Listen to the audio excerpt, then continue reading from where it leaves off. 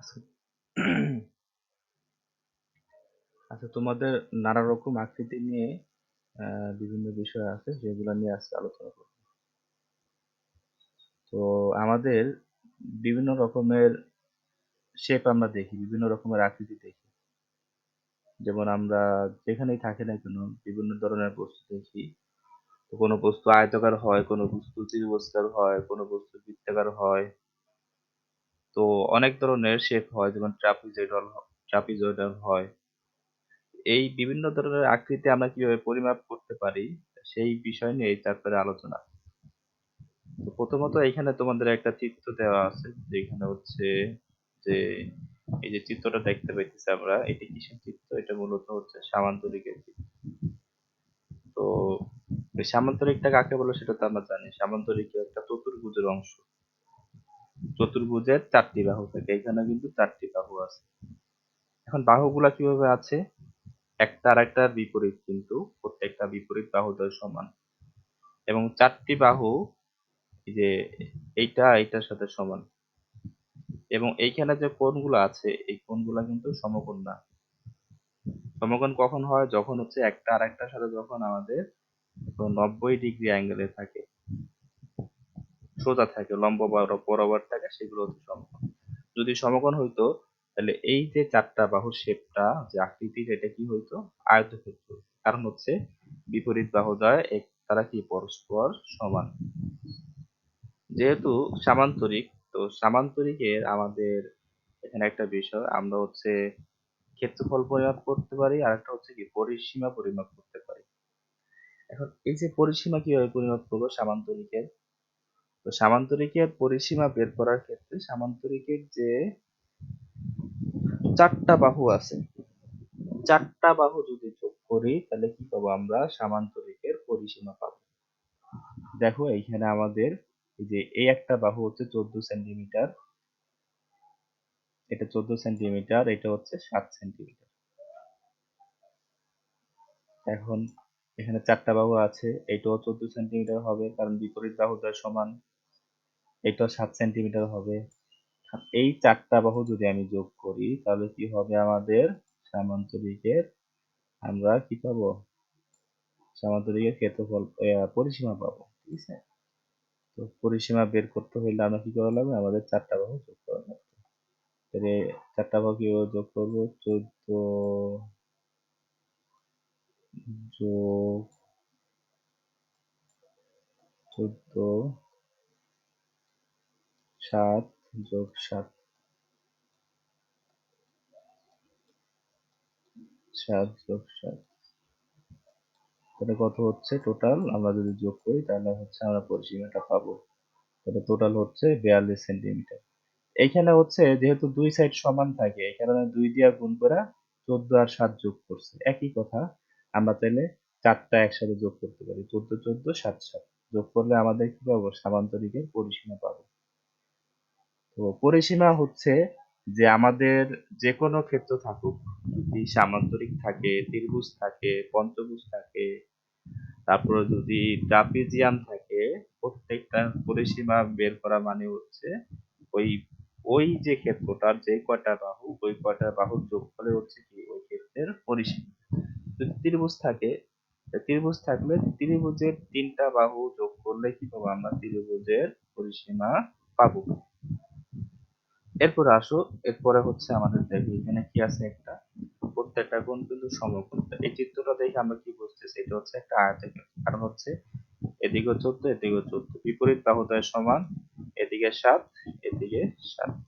তো বিপরীত বাহুদ্বয় যদি সমান থাকে এবং কোণগুলো যদি সমকোণ হয় তাহলে এটাকে আমরা কি বলি? আয়তক্ষেত্র বলি।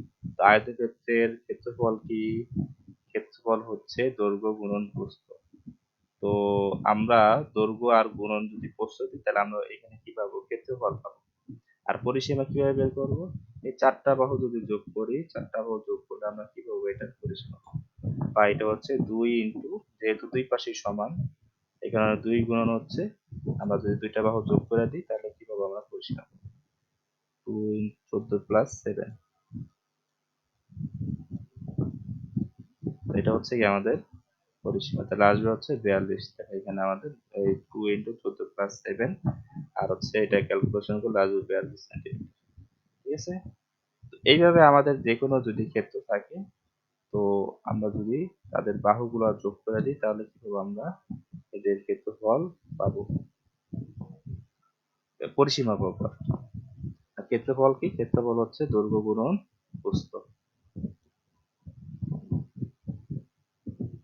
এরপরে আসো আরেকটা দেওয়া আছে কি, এখানে আমাদের 7 সেন্টিমিটার 7 সেন্টিমিটার, তাহলে দেখা যায় এটা হচ্ছে কি বর্গক্ষেত্র। তো বর্গের কি থাকে, 4টা বাহু সমান থাকে এবং কোণগুলো সমকোণ থাকে। তাহলে এইখানে আমাদের কি, এই ক্ষেত্রের 4টা বাহুই কিন্তু সমান, সমান না?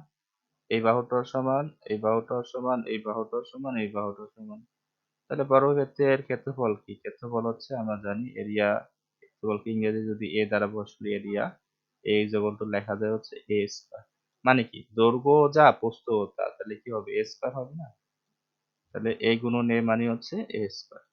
তাহলে এখানে আমাদের এ কত, 7 সেন্টিমিটার, তাহলে 7 × 7, তাহলে আমরা কি পাবো, এর ক্ষেত্রফল পাবো।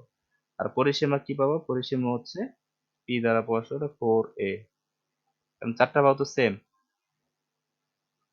একটা বাহু দৈর্ঘ্য 7 সেন্টিমিটার, তাহলে 4 × a, তাহলে 4 × 7 দিলে কি পাবো আমরা হচ্ছে পরিসীমা পাবো, 4 × 7, তাহলে কি পাচ্ছি আমরা, এটা হচ্ছে পরিসীমা পাচ্ছি। তাহলে 4 × 7 কত, 28, তাহলে বর্গক্ষেত্রের পরিসীমা কত, 28 সেন্টিমিটার। ঠিক আছে, তাহলে আমরা এই ক্ষেত্রের পরিসীমাও পাইলাম, আর এরপরে হচ্ছে ক্ষেত্রফলও আমরা কি পাইলাম। এরপরে আসো আমাদের এখানে একটা অর্ধবৃত্তের শেপ দেওয়া আছে। কি দেওয়া আছে, অর্ধবৃত্তের শেপ। যদি অর্ধবৃত্তের শেপ থাকে সেক্ষেত্রে আমাদের হচ্ছে এটার পরিসীমা কি, পরিসীমা হচ্ছে পাই ইন্টু আর। পাই আরটা কি, আরটা হচ্ছে ব্যাসার্ধ, আর কি ব্যাসার্ধ, পাই ইন্টু যদি ব্যাসার্ধ দিই সেটা কি পাবো আমরা হচ্ছে সেটার পরিসীমা পাবো।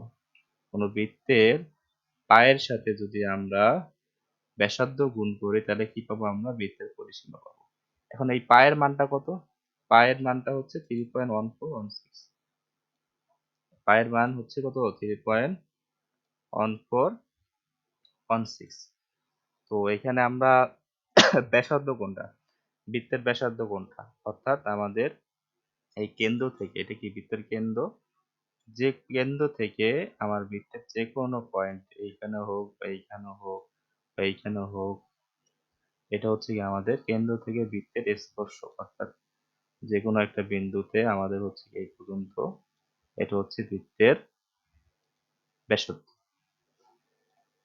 আর ব্যাস কোনটা, ব্যাসার্ধের দ্বিগুণ হচ্ছে কি ব্যাস, এই যে কেন্দ্র থেকে, কেন্দ্র থেকে এই যে পুরা রেখাটা, এই পয়েন্ট থেকে এই যে পয়েন্টের শেষ পর্যন্ত, এটা হচ্ছে কি আমাদের বৃত্তের ব্যাস। এগুলো তো আগে দেখে আসছে আমরা। যদি আমাদের বৃত্তের ব্যাস 14 সেন্টিমিটার হয় তাহলে ব্যাসার্ধ কি হবে, তার অর্ধেক। এইখান থেকে এই পয়েন্ট থেকে এই পয়েন্ট হচ্ছে তার কি ব্যাসার্ধ। তো ব্যাসার্ধ হচ্ছে কত, 7 সেন্টিমিটার।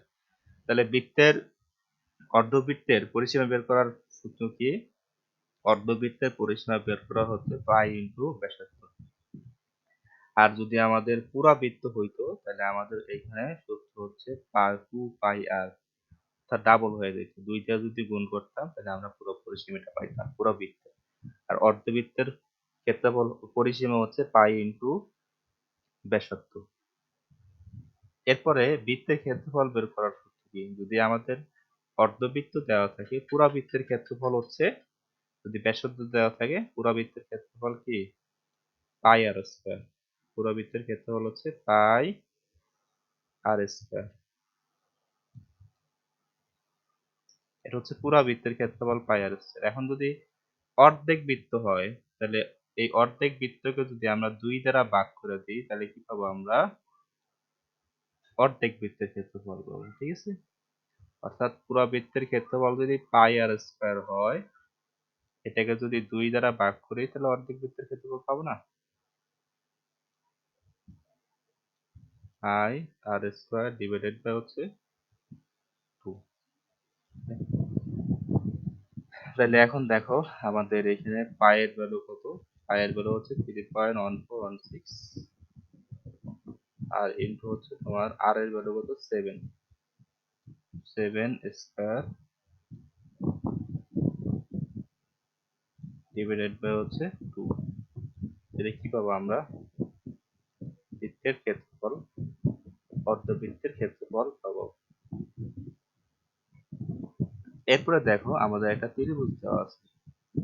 তো আমরা কি বলছি আগে যে ত্রিভুজ, চতুর্ভুজ যাই থাকুক, এদের যে কয়টা বাহু থাকবে, ত্রিভুজের 3টা বাহু থাকে, 3টা বাহুর যোগফল হচ্ছে কি তার পরিসীমা।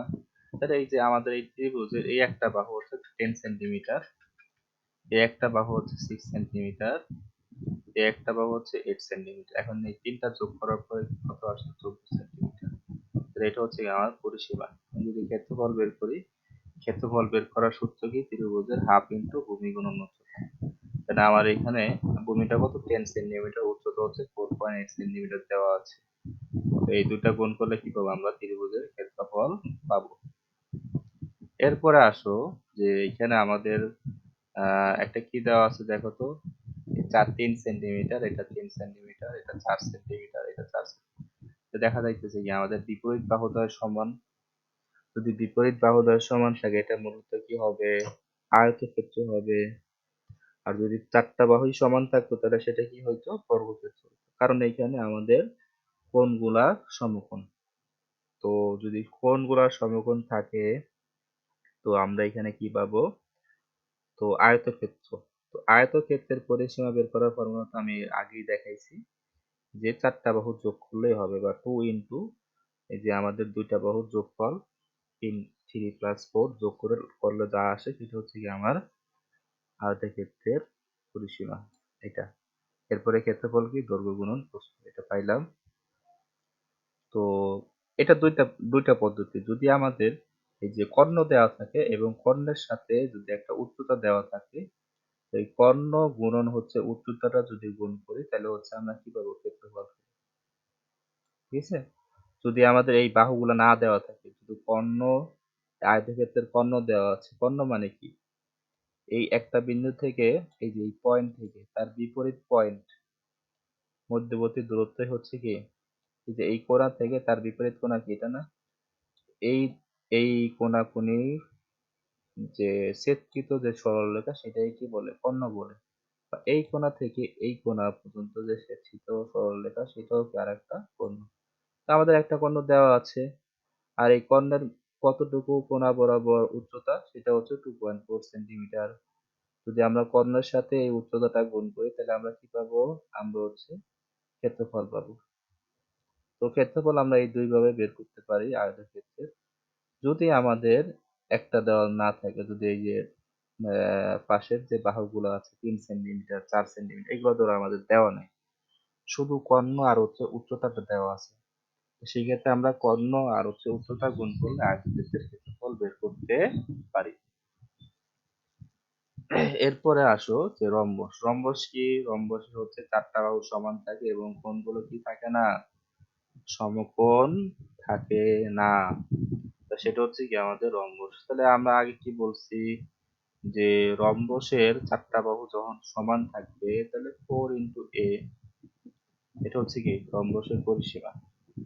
মানে কি প্রত্যেকটা বাহু 5 সেন্টিমিটার করে, 4 5 20, বা যদি আমরা 4টা বাহু যোগ করে দিই সেটাও কি হবে? আমাদের পরিসীমা হবে 5 5 5 5 যোগ করলে 20 হবে, বা 4 এর সাথে একটা বাহু গুণ করে দিলে কি হবে? আমরা পরিসীমা পাবো। পরিসীমা বের করা সহজ। এরপরে রম্বসের ক্ষেত্রফল নির্ণয়ের সূত্র কি? ক্ষেত্রফল নির্ণয়ের সূত্র হচ্ছে হাফ ইন্টু কর্ণদ্বয়ের গুণফল, হাফ ইন্টু কর্ণদ্বয়ের গুণফল। একটা কর্ণ ধরো হচ্ছে d1, এটা যদি d1 হয়, ধরো এটা হচ্ছে d1, এটা হচ্ছে d2 কর্ণ, half into d1 into d2, d1 into d1 গুণন হচ্ছে d2। এখন এই দুইটা যদি আমরা গুণ করি তাহলে আমরা কি পাবো? যে রম্বসের ক্ষেত্রফল পাবো। এরপরে আসো যে আমাদের এখানে একটা আয়তক্ষেত্রের দৈর্ঘ্য দেওয়া আছে আর প্রস্থ দেওয়া আছে। আয়তক্ষেত্রের আমরা যদি দৈর্ঘ্য এল দ্বারা প্রকাশ করি, লেন্থ, এটার ইংরেজি হচ্ছে লেন্থ, আর হচ্ছে প্রস্থের ইংরেজি হচ্ছে ওয়াইড। তো এই লেন্থ আর ওয়াইড দেওয়া আছে। এখন এইখানে আমাদের এর পরিসীমাটা কি হবে? পরিসীমা হবে 2 ইন্টু এল প্লাস ডাব্লু, এল প্লাস এটা হচ্ছে কি তার পরিসীমা। যেহেতু দৈর্ঘ্য হচ্ছে এল, প্রস্থ কি ডাব্লু দ্বারা অবশ্যই 2 ইন্টু এল প্লাস ডাব্লু হচ্ছে কি তার পরিসীমা। আর ক্ষেত্রফল কি হবে? ক্ষেত্রফল হবে এল ইন্টু ডাব্লু হচ্ছে কি এই আয়তক্ষেত্রের পরিসীমা।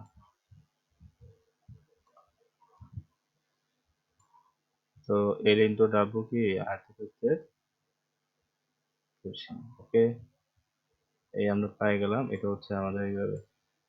তো এভাবে কি করতে পারি আমরা? বিভিন্ন ক্ষেত্রের আমরা হচ্ছে পরিসীমা এবং কি ক্ষেত্রফল বের করতে পারি। এখানে অনেকগুলা ক্ষেত্র তোমাদের দেওয়া আছে, সেগুলো নিয়ে আমি পরবর্তীতে আলোচনা করব। তো আজকে এই পর্যন্তই।